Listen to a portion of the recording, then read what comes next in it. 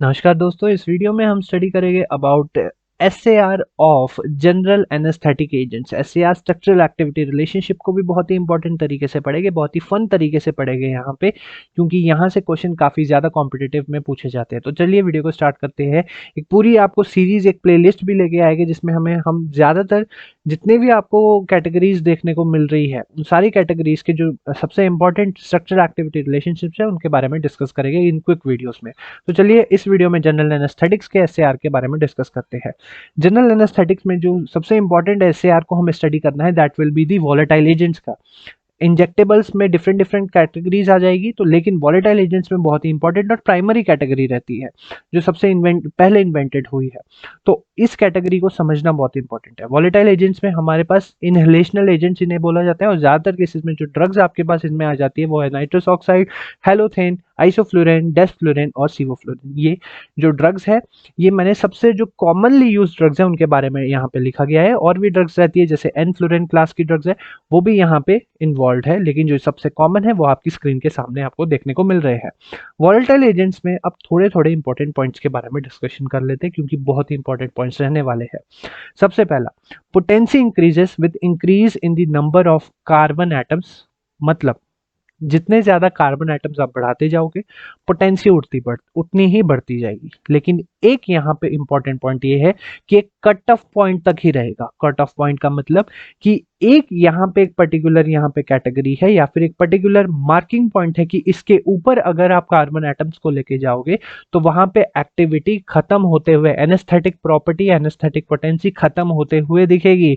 अगर हम बात करें एल्केन्स की, एन एल्केन्स की बात करें, मतलब स्ट्रेट चेन कंपाउंड्स के बारे में, एलिफेटिक कंपाउंड्स के बारे में बात करें, तो कट ऑफ पॉइंट 10 तक रहेगा। 10 भी नहीं, मैं 9 बोलूंगा, क्योंकि डेकेन पे जाते हुए या फिर डेक पे आते हुए आपके पास जो एनेस्थेटिक प्रॉपर्टी है वो कम होती जाती है। वहीं पे अगर हम साइक्लो एल्केन्स के बारे में बात करें, यहाँ पे मैं साइक्लो एल्केन्स के बारे में बात कर रहा हूँ, एरोमेटिक कंपाउंड्स के बारे में बात नहीं कर रहा हूँ। तो साइक्लो एल्केन्स पे आते ही जो 8 कार्बन एटम के बाद जो कट ऑफ पॉइंट है या फिर हम बोले पोटेंसी है वो कम होती जाती है या फिर डिमिनिश होनी शुरू हो जाती है। फर्दर अगर और नेक्स्ट पॉइंट की बात करें, cycloalkanes are more potent than straight chain compound. Simple सा एग्जांपल है, स्ट्रेट चेन कंपाउंड को आप आसानी से तोड़ सकते हो अगर आप कोई भी एक्सटर्नल मीडियम से या फिर फोर्स लगाओगे।